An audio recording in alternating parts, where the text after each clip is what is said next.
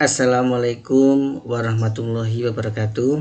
Alhamdulillah pada pagi hari ini kita masih diberi kesehatan dan juga kesempatan, sehingga pada pagi hari ini saya akan mempresentasikan artikel penelitian saya dalam konferensi Lalongit yang kelima ini. Baik, judul artikel saya adalah Implementasi Kurikulum Merdeka pada Muatan Lokal Bahasa Madura di MI Kabupaten Pamekasan, pendekatan ekologis dalam pendidikan karakter dan budaya. Presentasi ini mengeksplorasi tentang implementasi kurikulum merdeka dengan fokus pada integrasi muatan lokal bahasa Madura, dan kita akan membahas tujuan, tantangan, dan juga dampaknya terhadap pengembangan karakter siswa serta pelestarian budaya lokal. Baik, adapun yang melatar belakangi penelitian saya, yang pertama ada inisiatif Merdeka Belajar. Kurikulum Merdeka merupakan bagian dari program Kemendikbud Ristek untuk meningkatkan kualitas pendidikan. Kemudian yang kedua ada prinsip utama, yakni mengedepankan fleksibilitas, pembelajaran berpusat pada siswa, dan juga fokus pada esensi pembelajaran. Yang ketiga, adanya adaptasi lokal. Nah, di sini memungkinkan sekolah menyesuaikan metode pembelajaran dengan kebutuhan dan konteks lokal. Baik, berikutnya, tujuan utama dari kurikulum merdeka itu ada 3. Yang pertama ada pengembangan holistik, yakni mengembangkan aspek kognitif, afektif, dan juga psikomotor siswa secara seimbang. Kemudian yang kedua, adanya keterampilan abad 21 yang mendorong untuk berpikir kritis, kolaborasi, dan juga kreativitas dalam pembelajaran. Yang ketiga, adanya integrasi budaya. Di sini memadukan pembelajaran berbasis proyek dan juga nilai-nilai budaya lokal. Baik, berikutnya, fleksibilitas dalam implementasi. Di sini kata merdeka itu bisa dimaknai dengan fleksibilitas. Yang pertama, kebebasan sekolah. Sekolah dapat menyesuaikan metode pembelajaran yang dibutuhkan lokal, kemudian bisa mengintegrasikan dengan muatan lokal, contohnya bahasa Madura, ke dalam kurikulum. Kemudian yang ketiga, adanya peran guru. Guru di sini berperan sebagai fasilitator untuk mendorong pembelajaran aktif.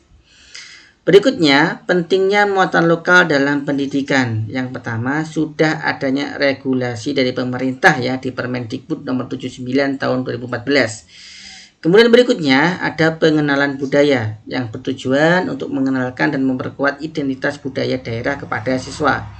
Berikutnya ada konteks Madura. Di sini bahasa Madura digunakan sebagai sarana pelestarian budaya dan nilai-nilai lokal.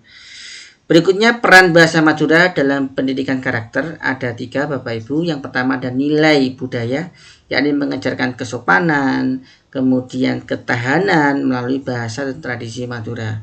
Kemudian ada tradisi luhur. Di sini memperkenalkan kearifan lokal melalui cerita dan peribahasa Madura. Kemudian yang ketiga ada pembentukan karakter. Di sini mendukung visi pendidikan karakter nasional melalui nilai-nilai lokal. Berikutnya, pendekatan ekologis dalam pembelajaran bahasa Madura. Di sini yang pertama mengintegrasikan dengan lingkungan. Di sini memanfaatkan lingkungan fisik dan sosial dan budaya Madura dalam pembelajaran bahasa Madura. Kemudian ada materi kontekstual. Di sini menggunakan cerita rakyat, adat, dan juga tradisi lokal sebagai bahan ajar utama. Kemudian yang ketiga adalah penekanan nilai. Di sini menekankan nilai-nilai sosial dan juga budaya yang tercermin dalam bahasa Madura.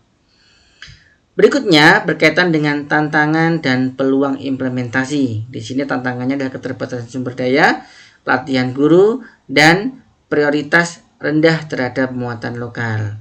Kemudian juga ada peluangnya. Di sini adalah meningkatkan kesadaran pelestarian budaya dan dukungan bijak kepada pemerintah. Dan ada inovasinya, pemanfaatan teknologi digital untuk memperkaya pembelajaran bahasa Madura. Baik, berikutnya dampak implementasi muatan lokal pada bahasa Madura. Di sini ada identitas budaya ya, yang dapat memperkuat rasa bangga terhadap siswa dan budaya Madura. Keterampilan sosial di sini dapat meningkatkan kemampuan kolaborasi dan empati antar siswa, dan juga ada kesadaran pelestarian. Di sini bisa membangun pemahaman pentingnya melestarikan budaya dan juga lingkungan. Baik, berikutnya dengan demikian penelitian ini dilakukan dengan tujuan mendeskripsikan bagaimana penggunaan penerapan implementasi kurikulum Merdeka pada muatan lokal bahasa Madura.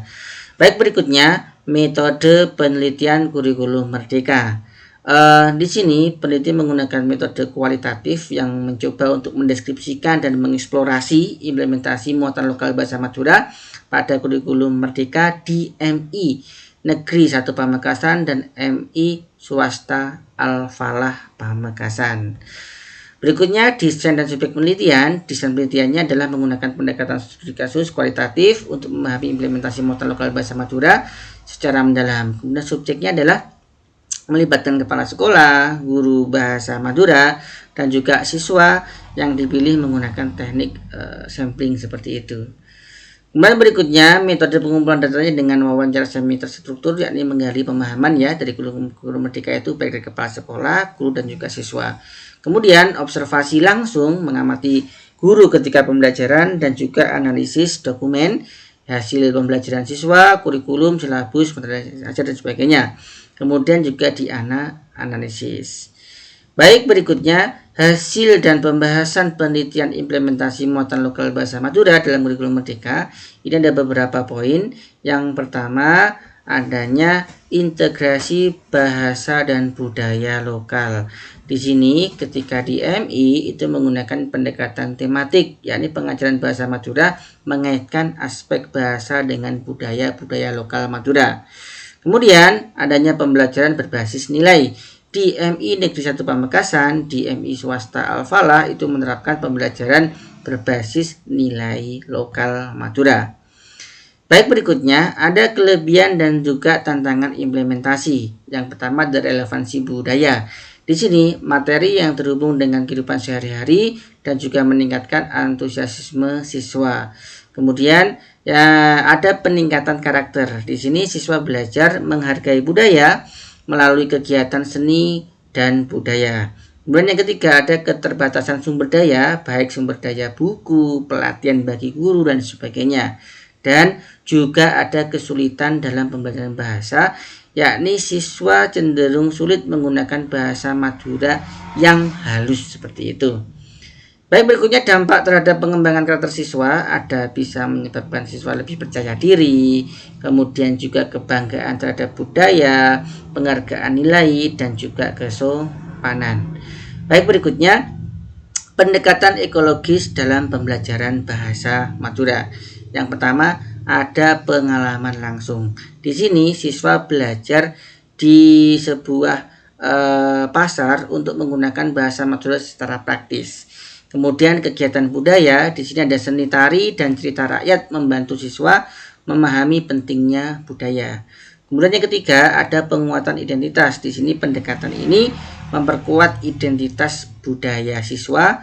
Yang keempat peningkatan keterampilan. Di sini meningkatkan keterampilan siswa menggunakan bahasa Madura secara halus. Baik, berikutnya analisis kontekstual dan juga responsif.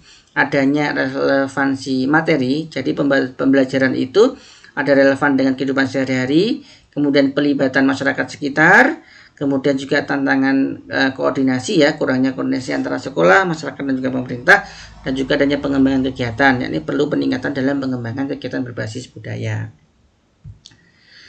Baik, berikutnya untuk rekomendasi peningkatan, di sini ada pengembangan materi ya, menyusun bahan ajar secara komprehensif dan juga relevan terhadap budaya-budaya lokal. Kemudian adanya pelatihan guru. Nah, di sini memberikan pelatihan metode yang dengan teknologi dalam pembelajaran bahasa Madura. Kemudian kurikulum yang fleksibel ya, menyesuaikan dengan kebutuhan siswa dan juga perkembangan budaya. Yang keempat, adanya kemitraan dengan stakeholder. Di sini bisa meningkatkan kerjasama dengan pemerintah dan juga lembaga budaya seperti itu. Baik, berikutnya di sini dapat simpulkan ya, dalam langkah-langkah berikutnya ada dampak positif, ada kendala, ada rekomendasi dan juga langkah-langkah selanjutnya. Dampak positifnya adalah dapat meningkatkan relevansi pembelajaran dan melestarikan budaya Madura. Kendalanya adalah adanya keterbatasan sumber daya dan juga tantangan membangun dukungan masyarakat. Rekomendasinya adalah fokus pada kolaborasi, pengembangan kurikulum, dan pelibatan masyarakat.